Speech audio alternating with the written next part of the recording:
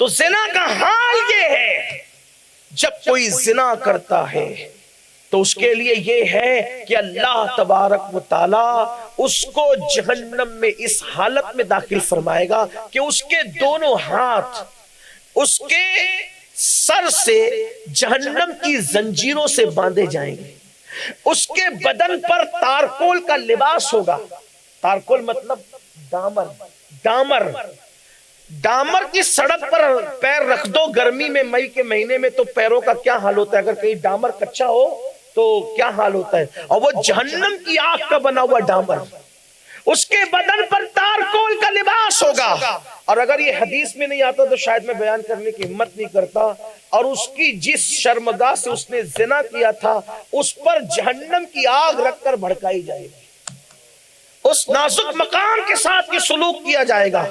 2 minute کی لذت، چند لمحوں کی لذت، اور پھر یہ صوفیہ کہتے ہیں کہ جب کوئی زنا کرے تو زنا کرنے والا غسل کرنے کے بعد اس کا بدن تو پاک ہو جاتا ہے، لیکن اس کے دل پر جو گناہ کی سیاہی لگ چکی ہے زنا کی وجہ سے، 7 سمندروں کا پانی بھی اس کو دھل نہیں سکتا۔ آج زنا کو بھی فیشن کا نام دیا جا رہا ہے، زنا بھی فیشن ہو چکا ہے۔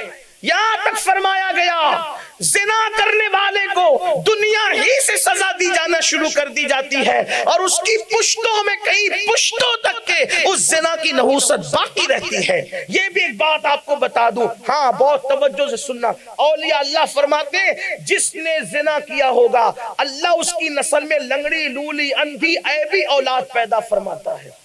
اب اس کا مطلب یہ نہیں کہ آپ جس کے گھر میں لنگڑی، لولی، اندھی اولاد دیکھ لیں اب اس پہ آپ شک کرنا شروع کر دیں کہ اس نے زنا نہیں، بدگمانی نہیں۔ بعض جگہ آزمائش کے طور پر ہوتا ہے، اور بعض جگہ امتحان کے طور پر ہوتا ہے، بعض جگہ سزا کے طور پہ ہوتا ہے۔ ہم جب کوئی بیان میں بات سن لیتے ہیں اب اسی پر سب کو پرکھنے لگتے ہیں، ایسا نہیں۔ بیماری بھی سزا ہے، لیکن ایوب علیہ السلام کے لیے امتحان تھا، اس کا خیال کرتے رہے۔ اللہ اکبر۔ تو میں یہ عرض کر رہا تھا کہ زانیوں کے یہاں عیبی اولاد پیدا ہوتی ہے، نقص والی اولاد اکثر پیدا ہوتی ہے، لیکن بعض لوگوں کو اللہ امتحان کے طور پہ دیتا ہے، اور جن کو امتحان کے طور پہ عیبی اولاد ملتی ہے اس کی نشانی یہ ہے جب وہ اولاد پیدا ہوتی ہے تو اللہ تبارک و تعالیٰ اس کی برکت سے ان کا گھر بھی بھر دیتا ہے اور ان کی آخرت بھی درست کر دیتا ہے۔ یہ نشانی ہے اس کی، کیونکہ اللہ اگر کسی چیز میں کمی کرتا ہے تو کسی کو بڑھ کے دیتا ہے۔ اکثر آپ دیکھیں گے جو اندھے لوگ ہوتے ہیں، نابینا لوگ، ان کا حافظہ بڑا مضبوط ہوتا ہے، وجہ ایک کم کیا تو دوسرا زیادہ کیا۔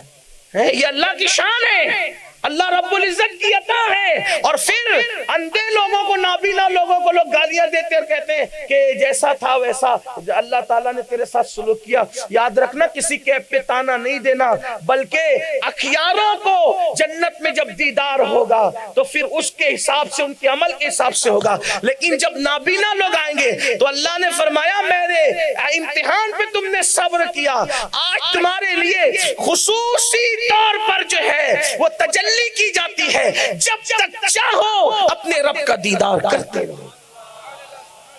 بہت سے ایسے بزرگ ہیں جو آخری عمر میں نابینا ہوئے، ان میں سے مشہور صحابی اور حبر الامہ رئیس المفسرین حضرت عبداللہ ابن عباس بھی ہے جو آخر عمر میں نابینا ہو گئے۔ تو اللہ تبارک و تعالیٰ جس کو جو چاہے امتحان میں مبتلا کر دے۔ بہت سارے بزرگ ایسے اہل اللہ جو آخر عمر میں جن کی آنکھوں کی بینائی گئی انہوں نے اس پہ صبر کیا، اس میں سے حبر الامہ حضرت ابن عباس بھی ہیں۔ خود امام اہل سنت سیدی اعلیٰ حضرت کے پیر و مرشد حضور سیدی آل رسول مہروی رحمۃ اللہ تعالیٰ علیہ، آخر عمر میں آپ کی بینائی بھی انتہائی ذوف کو پہنچی تھی، جیسا کہ آپ کی سیرت میں ملتا ہے۔ یہ کوئی عیب نہیں ہے، بلکہ بہت سارے اللہ والے ایسے ہوتے ہیں کہ اخیر عمر میں ان کی بینائی اور ان کی سماعت اس لیے کمزور کر دی جاتی ہے کہ سب کو نہ دیکھ اب میرا مشاہدہ کر، سب کو نہ سن اب میری سن۔ وہ ایک الگ منزل ہے اور وہ بڑی عظیم منزل ہے، اور لوگ جو ہے وہ اس طریقے کی ان کے لیے بکواسیں کرتے رہتے ہیں۔